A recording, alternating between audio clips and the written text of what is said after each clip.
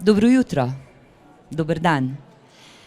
Vsaka knjiga je pot, po kateri hodimo, ampak knjiga, o kateri se bomo danes pogovarjali, nam pa odpira veliko poti. Poti na zemlji, ki so zrcalne podobe poti na nebu. Z mano sta avtor knjige Zvezdne poti, kakor na nebu, tako na zemlji, pater Karel Gržan. Lep pozdrav vsem. Ja.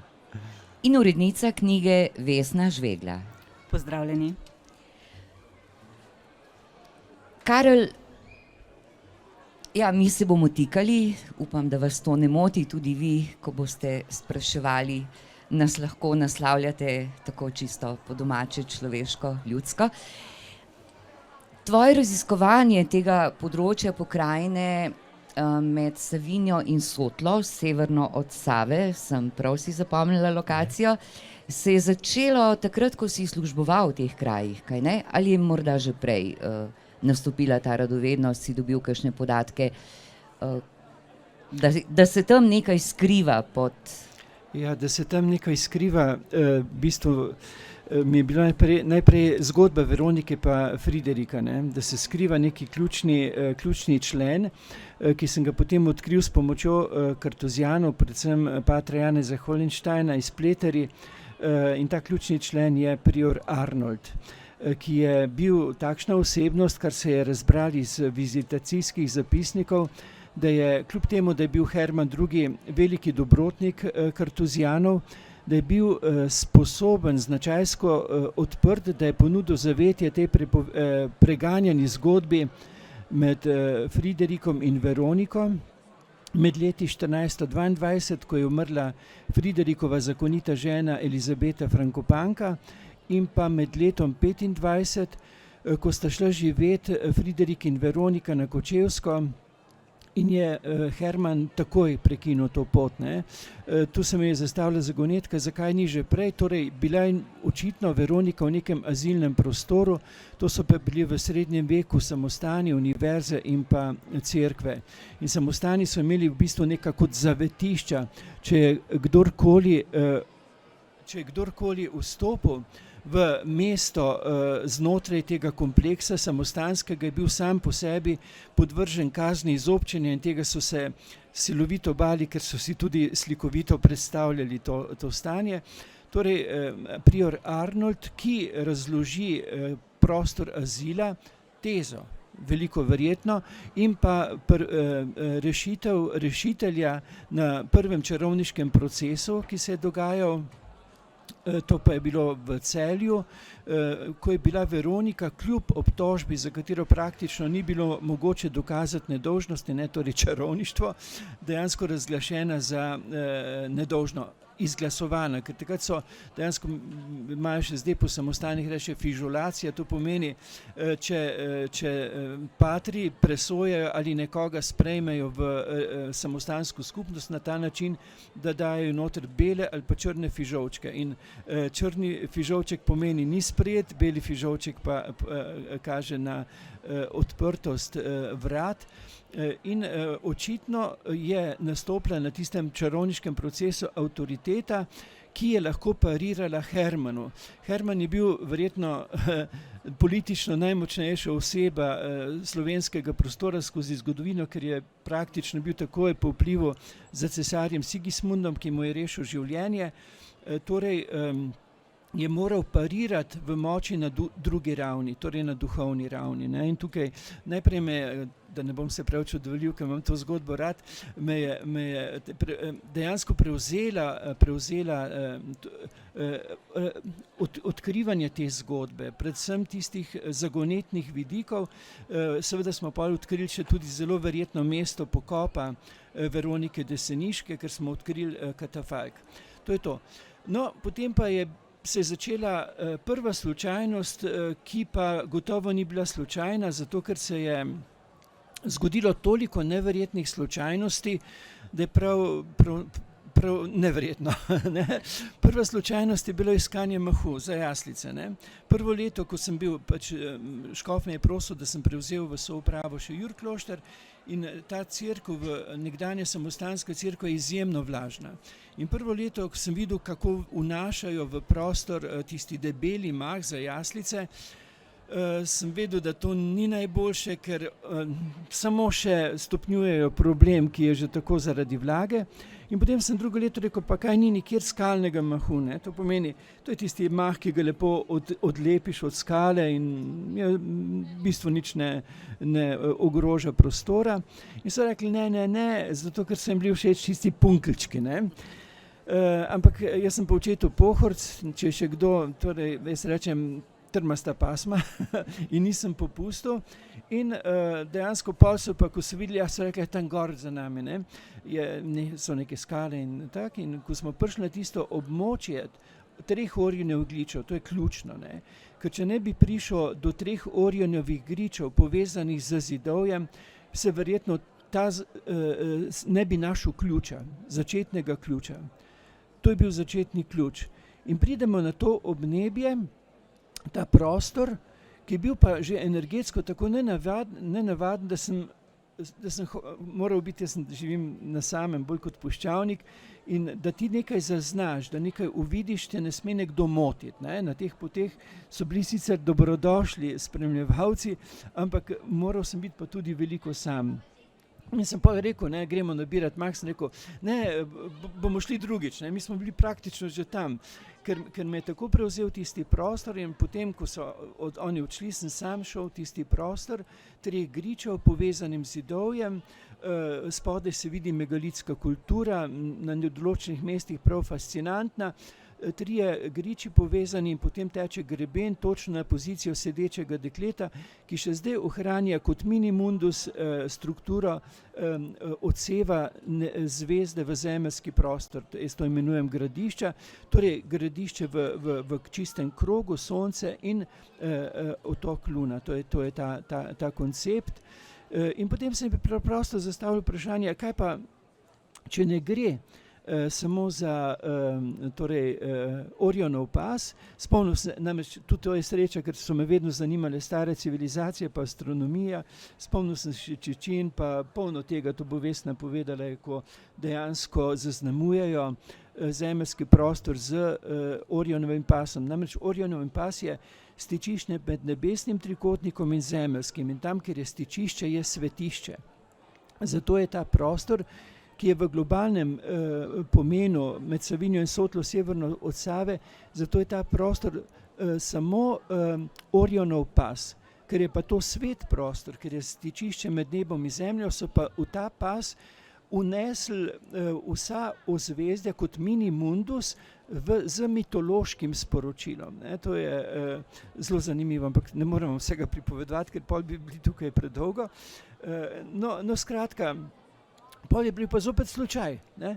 Tam kopljejo, kjer bi naj tekel Orionov meč, tam kopljejo za vodovod. In na neki globini ponavadi kopljejo vsaj 80, ne, zaradi zmrzali. Naletijo torej pod humusom 80, recimo 80, kaj za meter, ne vem točno, naletijo na 3 metre široki megalitski zid, ne. Wow, ne. In potem, kaj pa če je spodaj tudi, ne, in je pod Orionov pasom veličastno arheološko najdišče, seveda jaz nisem kopal, ampak že vizualno je noro dobro, posebej pa s temi merkarji, ki grejo, ampak tem vam se ne morem pripovedati, ker je preobširno. Skratka, potem so pa ljudje že videli, da sem malo čuden, ne, da skačem tam po hostah, pa iščem nekaj pa, in so mi potem začeli razkrivati, jaz imam zelo rad, kjerkoli sem ljudi posod srečam, take dobre, in ljudje imajo meni radi. In ko me imajo radi takega, kot sem, in pa so mi pa zaupali, ne, to, kar se tudi njim zdi čuden, te strukture, ne. In pol se ni postavil samo Orion, ker takrat, ko je Orion že stal v uvidu, mi je predvsem prišel ta slovenski dvom, saj pri nas pa ne more biti, to si ti umišljaš, ampak pol so mi pa že začeli kazati in posebej ozvezdje bika še sedaj stoji v celoti. Tam, kjer je zvezdna pozicija kot gradišče, potem pa tečejo povezovalni, tako prepoznaš posamezno ozvezdje, posamezni grebeni, do bikovega očesa, zopet greben na fantastično razmetenino plejad, megalitsko, to je moglo v nekem obdobju zelo iti na živce, ne. In potem so mi tudi pripovedovali zgodbe, ne. Smo zidali hišo, tam ko teče, ne, in veš, pol smo prišli pa na čisto ravne obdelane kamne, ampak smo hitro pozidali, da ni bilo sporno. In tam so delali na blatni vrh cesto, so presekali greben in bilo je toliko tega, ne. Potem pa, ker je bilo toliko tega, ne samo glede odkrivanja, ampak tudi rednih obveznosti, takrat sem bil povezan z delovanjem 2 komun, 2 župniji, sem pregorel in sem moral pregoreti.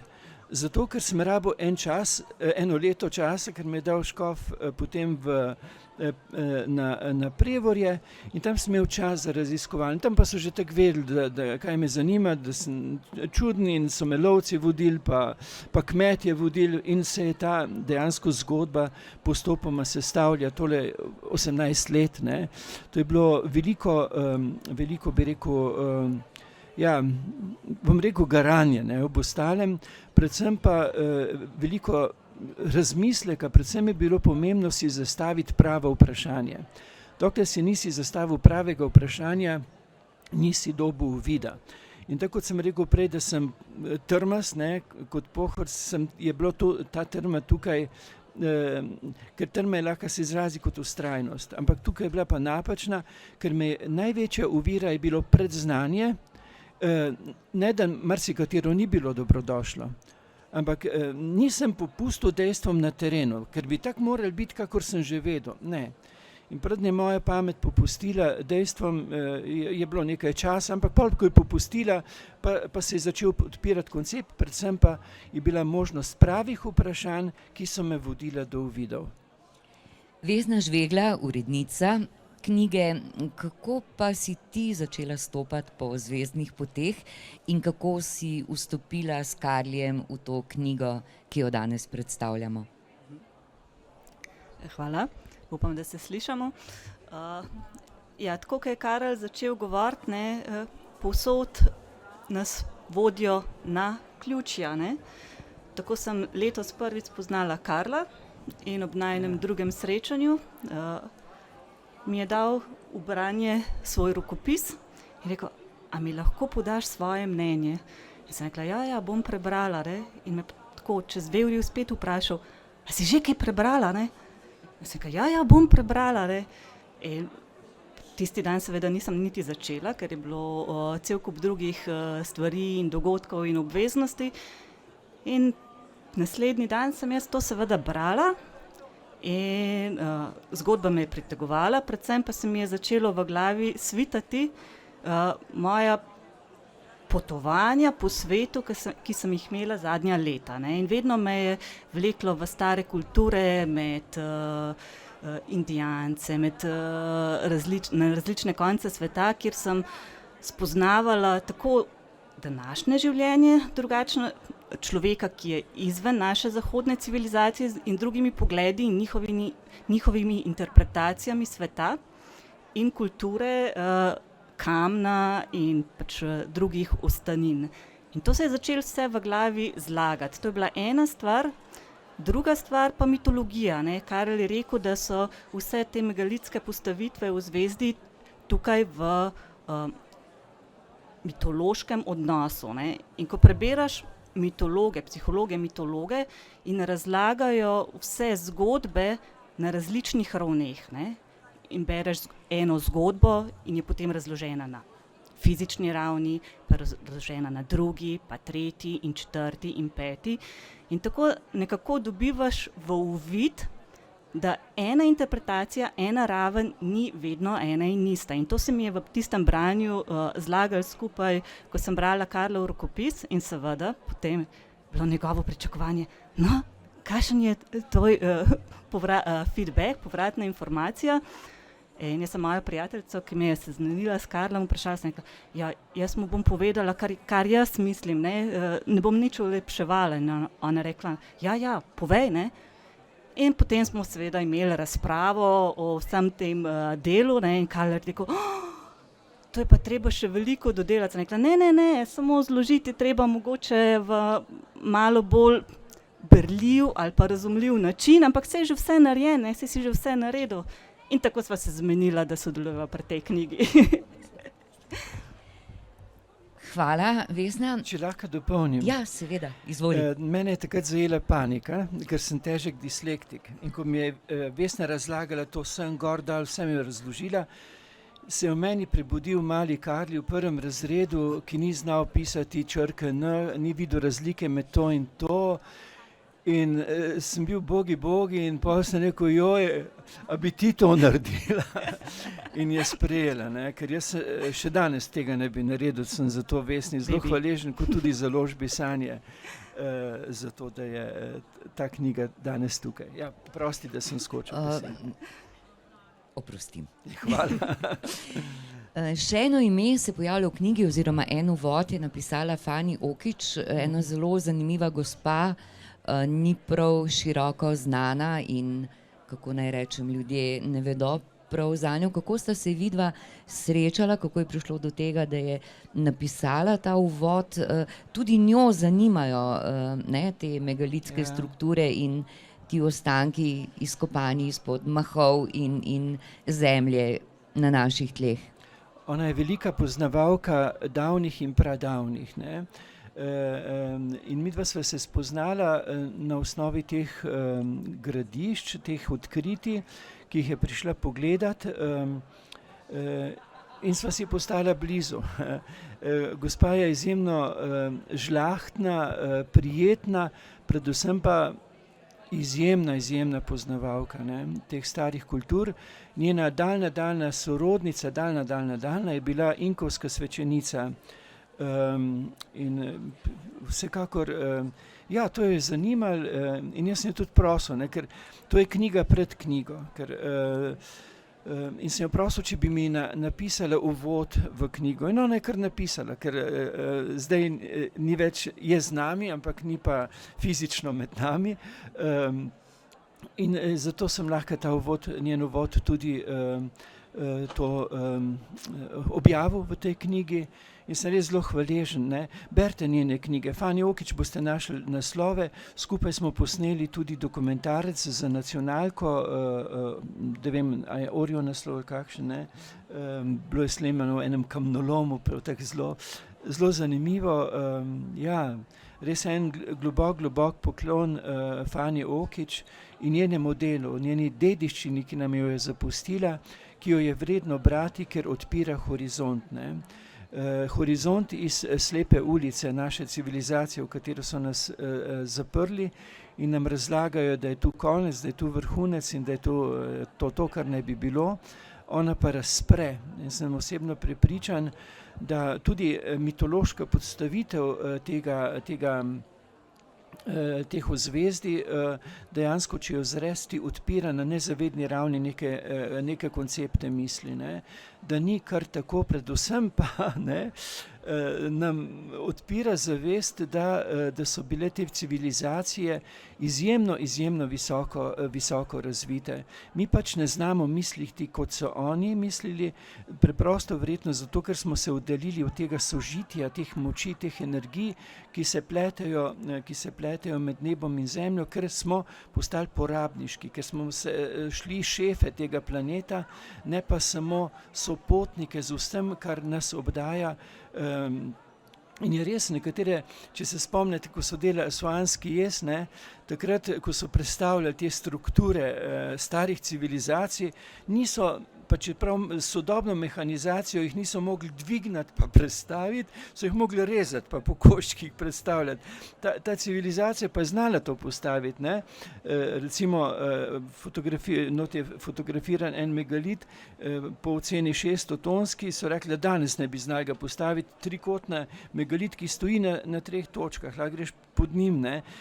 Ja, tudi pri nas je to, ne? Ampak je zaraščeno in zraven je smetišče, ker se bojimo soočanja, ne? Ampak zavest se odpira, izjemno hitro se odpira in bo ušla tistim, ki jo želijo ustaviti, ker tudi budisti pravijo, da smo vstopili v stanje budnosti in to se vidi vedno znova in znova, vsak dan bolj in tega se veselim in je res en velik privilegij živeti prav v tem času. Brez krize ni prerojenja, ne pri človeku, ne v družbi, v nadaljnost in kriza, recimo družbe, ki jo doživljamo, samo nakazuje preporod iz Gosenice v Metulje. Praviš, da tudi to, da so se ta gradišča, ti megaliti razkrili prav v tem času, ni nikakršno naključje, ne? Ne, tako je rekla Vesna, je naključ. Vse dozori v neki čas, ko se odpre in tudi mi se počasi premikamo iz obdobja dveh rib, polarizacije v obdobje vodnarja, ki prebuja v zavesti ne samo človeka, veste, da ne mislim, ima sam človek zavest, ne, se dogajajo epohalni premiki prebujanja od samoumevnosti, dvobojevanja, ne, do tega, kar se budi in kar vedoželjno opazujem v prebujanju, ne. Vesna, pokaži tisto z rokami, ko si sicer enemu otroku kazala, ampak prej smo bili na čaju, pa je tako simpatično pokazati. A hočeš pokazati? Lahko sede ali... Ne, lahko sede, Karel. Ne, pogovarjali smo se o tem, kako se vidi rojevanje novega sveta, v katerem že smo, ne. Eno je naš pogled, ko vidimo pač svet takšen, kakršnega smo navajeni. Ampak ta svet zdaj umira, ta svet propada, implodira sam vase in na tem mestu se rojeva novi svet. In neki punci, mladenki bolj natančno rečeno, ne, ko smo se o tem pogovarjali, ker je zelo radovedna in skozi sprašuje, kdaj se bo rodil nov svet, ne? In sem rekla, ne sprašuj, kdaj se bo rodil, nov svet je že tukaj, ne? Samo opaziti ga moramo, ne? In potem sem tako pokazala z rokami, kar zdaj le kažem. In sem rekla, no, pomlad, ne, moraš gledati, kako nastajajo zvončki. Iskati moraš zvonček, pa vidiš trobentico, pa vidiš vijolico, ne, in to so prvi znanilci novega sveta, ne. In bolj, ko jih gledaš, bolj je cvetoč travnik in bolj vidiš novi svet, ki je že tukaj in stari svet samo pronikne in izgine. Skratka, novi svet je že tukaj in če bomo gledali in bili osredotočeni na stari svet, svet strahov, svet razdvojenosti in dvojnosti, nikoli ne bomo zagledali tega cvetočega travnika. Če pa smo pozorni na zvončke trobentice, bo kar naenkrat cvetoč travnik, v katerem bo ta obdobje vodnarja, dvojnost razpada in povezanost in je tukaj. Ja. Ozvezdje... Hvala. Če se vrneva še k Orionu, ki je nekako nosilena, ne, to je simbol bojevnika, nebeškega bojevnika. Kje in kako se pojavi, odraža na teh ozemljih, ki si jih raziskoval, o katerih govorimo, se pravi Savinja, Sotla, severno od Save? Orion je označen v 3 razsežnostih, kar predstavim v knjigi. Kako sem prišel do tistih ključnih točk, tudi predstavim, ne moremo se, to je bilo, veste, to, kot sem prej rekel, pomembno je bilo zastaviti prava vprašanja, obenem pa je bilo pomembno bivati v tistem kraju, ker si moral stopiti na lokacijo, ne. In še zdaj se spomnim, kako se mi je en ključ odprl, uvid, ne, odprl, ko sem bil v Slavisi vasi, ne. Bi rekel zagonetka, ampak veliko se tudi kar odpre, ne, s tem, da prej pa veliko razmišljaš, delaš napake, ne, ampak tudi, ne, ni bilo nujno, da sem si, mogoče sem sam iskal, ne, da sem si zastavil pravo vprašanje je že bilo, ampak uvid, ali pa recimo veličastni greben Andromede, ne, ko sem se tokrat mimo peljal, potem pa odpre se uvid, ampak je res zelo pomembno, da sem bival na tisti lokaciji, ker moraš videti, mora se ti sestaviti, ker jaz sem že po imenu sem kremenček, ne, karn pomeni kamen, ne. Ja, kar je stara slovenska beseda za kamen. Ja, kamen, in jaz sem moral videti dejstva, ne. Jaz nisem šel na to, zdaj pa tu čutim, pa to naj bi bilo, ne, jaz sem moral videti dejstva, ne.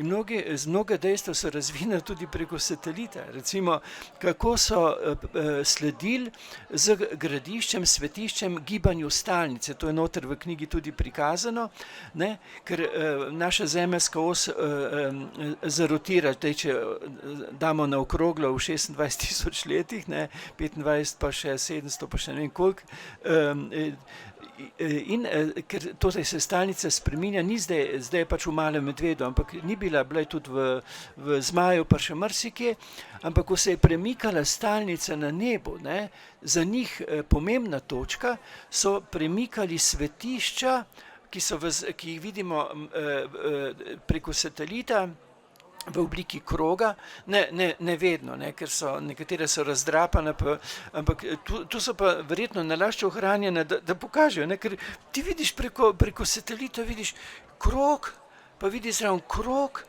pa vidiš krog in gre krog ob krogu, sledi stalnici na nebu, ne, ker jim je bila tako zelo pomembna točka. Nasploh vidiš preko satelita veliko teh megalitskih struktur, tudi krožnih, tudi je prikazana v drugi M42 Orion, druga razsežnost.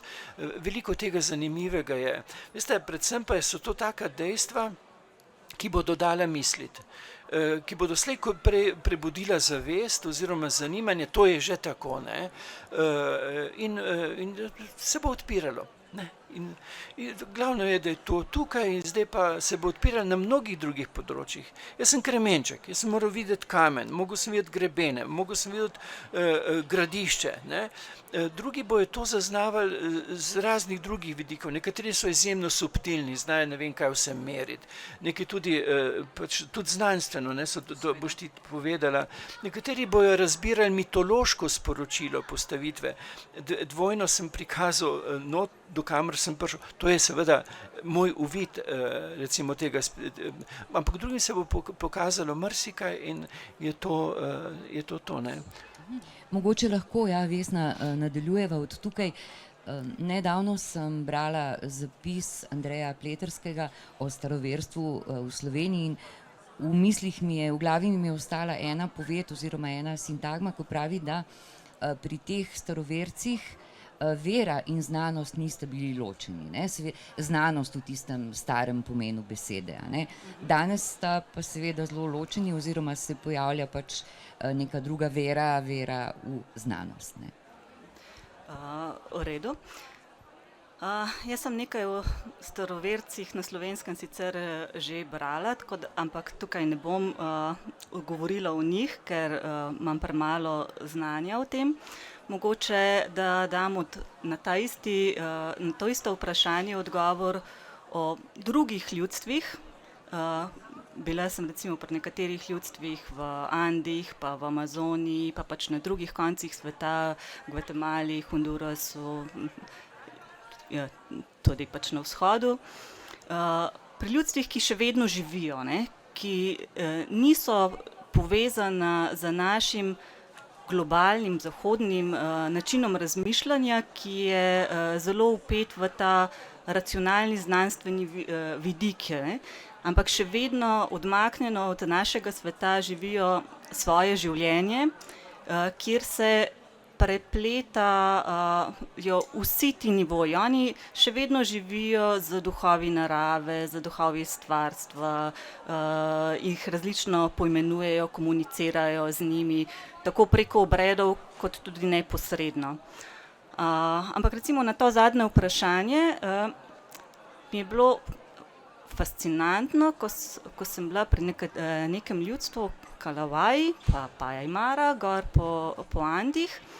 In oni razlagajo, zakaj so se v določenem obdobju naše nedavne zgodovine začele povezovati države v mednacionalne združbe, pa zakaj se je nafta kot severnoameriška združba ustanovila, pa panevropska, pa pacifiška in tako naprej. In jaz sem tako gledala, sem rekla, ok, saj kot mednarodna ekonomistka pa neke te stvari poznam, čisto vseh pa nisem. In ko sem prišla nazaj domov, sem seveda šla to proučiti in je bilo točno takrat, so se te povezave naredile, kakor so tisti Indijanci po naše razlagali.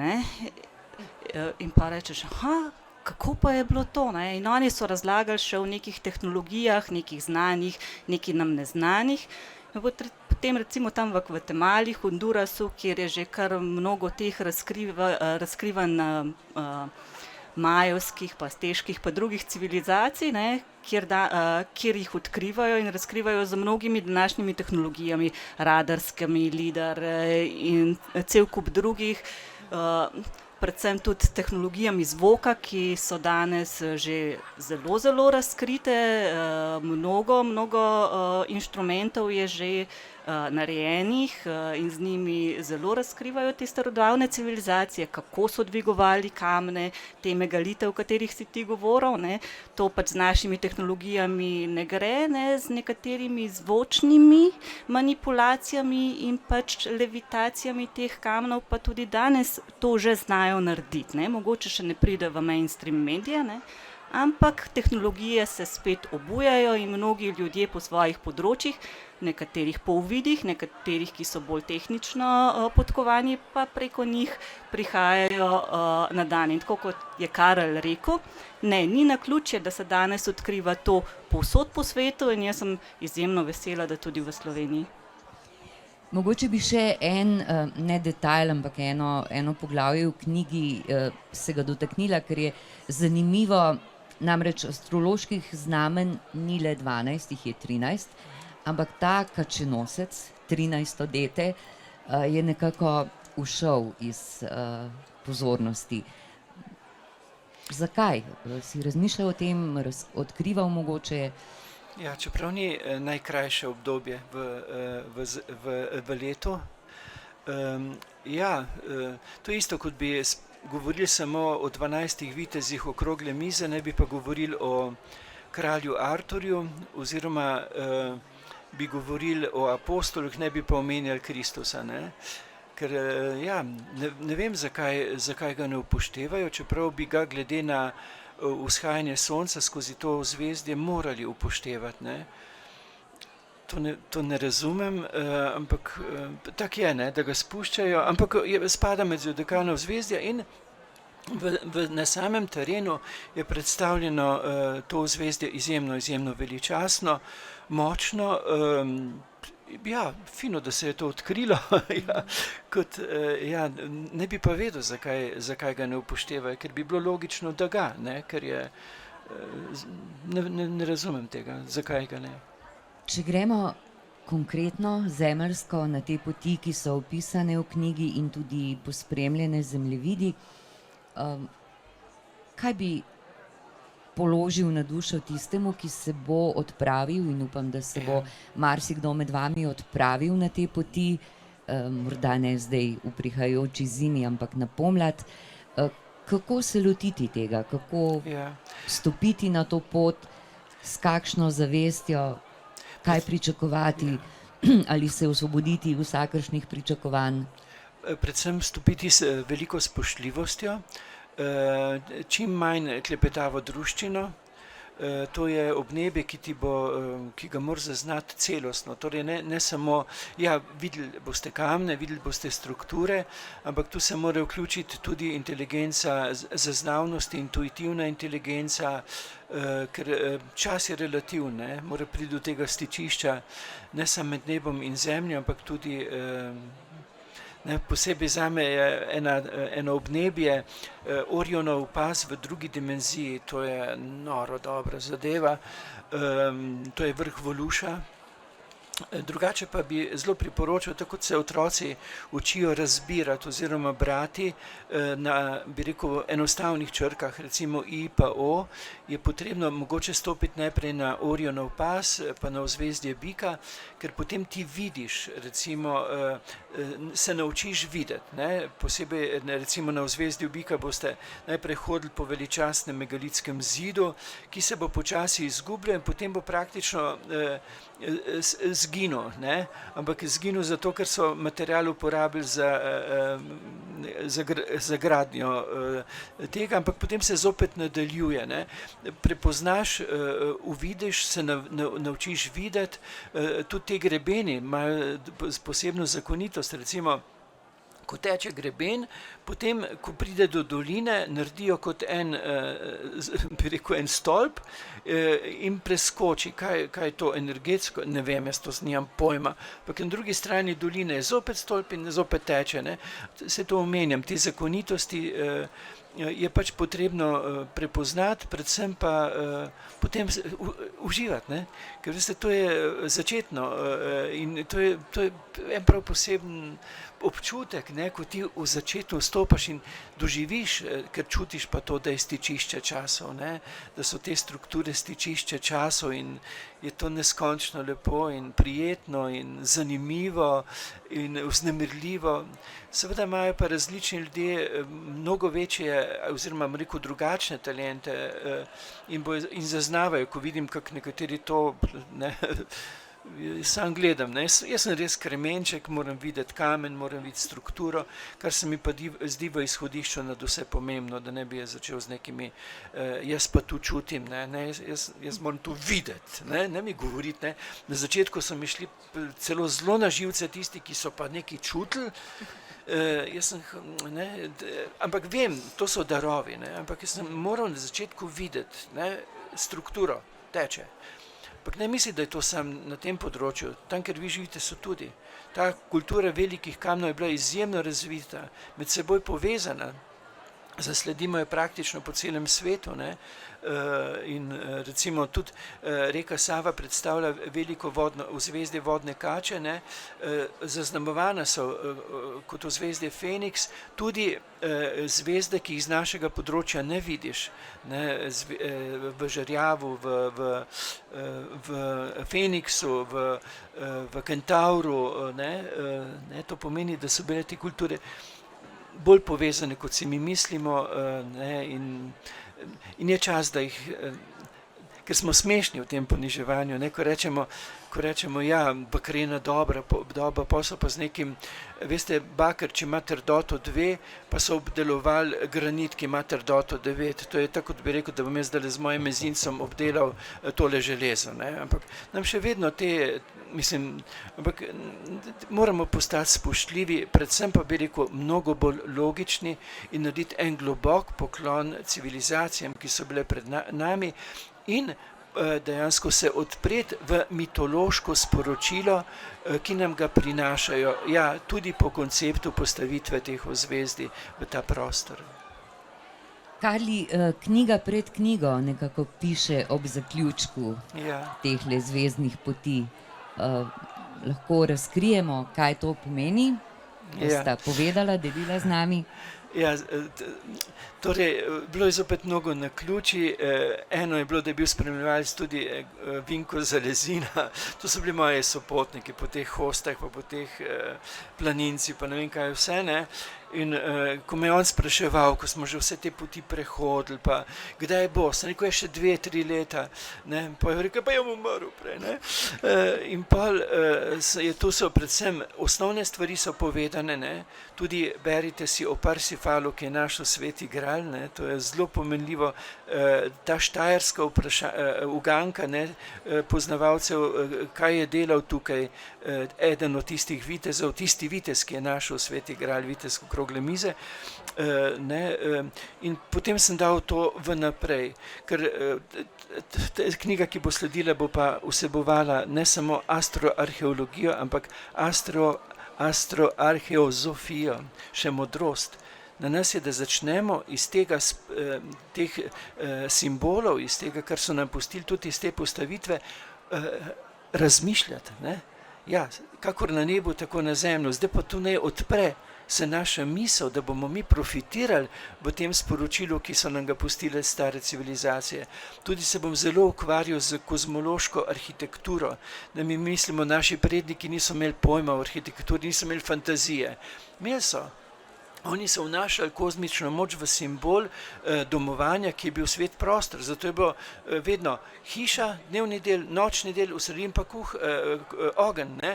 To pomeni v svet polarizacije sveto. Pa proti vzhodu so bila ali 3 okenčka ali pa 2, pa je bil v sredini, tam, ker je sveto v marca zidana noter, pa so imeli tam noter arcnije, pa to, kar jim je bilo dragoceno. Ne? Oni so še dejansko živeli v tej, kakor na nebu, tako na zemlji. Mi smo mislili, ti ljudje nimajo fantazije, pa smo zdaj naredili, smo se oddaljili od tega. To ne pomeni, da sodobna arhitektura nima svoje lepote in vrednosti, ne? Ampak tako, da bomo zopet tukaj postali spoštljivi do naših prednikov. Ja, to so bili pa butasti, le kak preproste bajte so zgradili, vedno po istem vzorcu, stopiš noter, na levo hiša, na desno zaspat, v sredini pa kuhna, ne? Oni so vedeli zakaj, pa mnoga ta sporočila, ki so, to bo v tistej knjigi, ki bo pa že zdaj, ko je sam v postavitvi okoli 300 strani, pa še moram delati, to pomeni, ampak bo manj zdaj, ker so zemljevidi tu, tam ne bomo tega ponavljali. Ja, tukaj je 71 zemljevidov noter. Ja. V naslednji pa zemljevidov ne bo, ne? Ker jih imamo že tukaj, bo pa koncept, so kakšni novi še? Ja, seveda.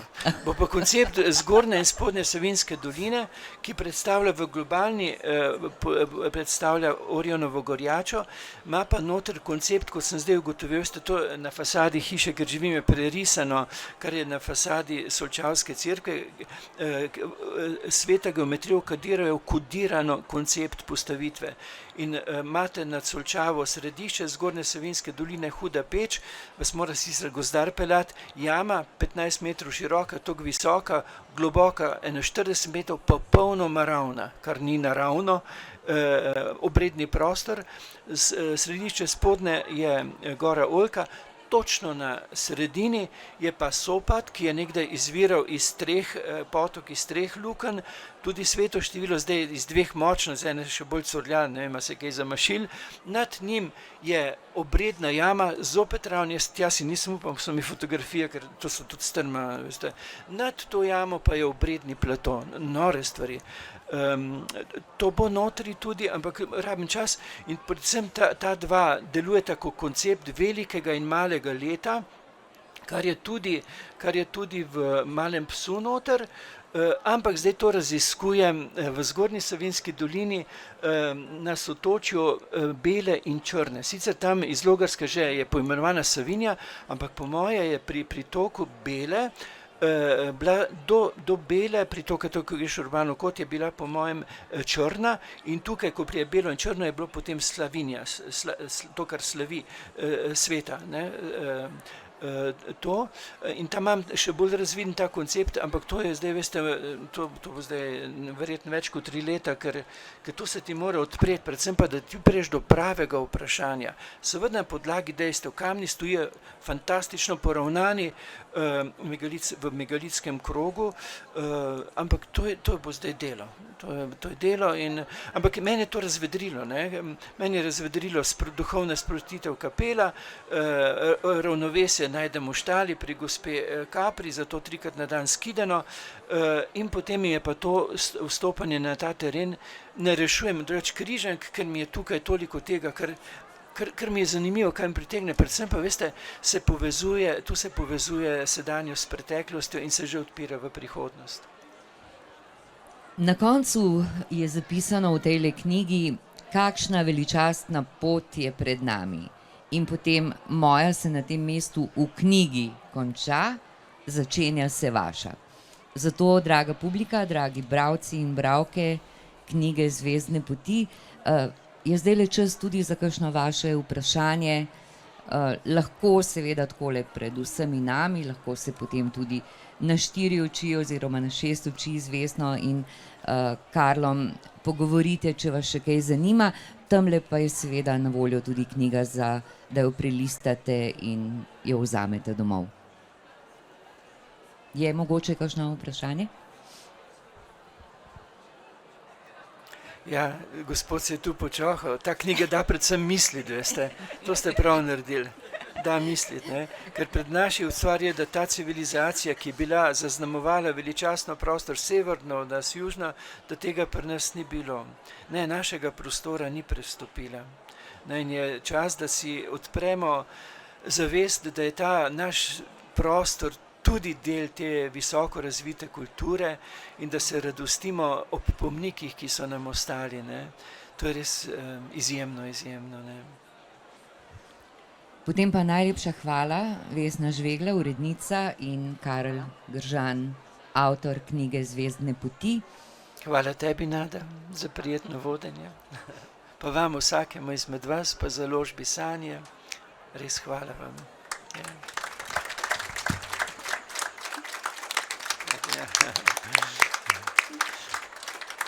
Hvala vam. Ja.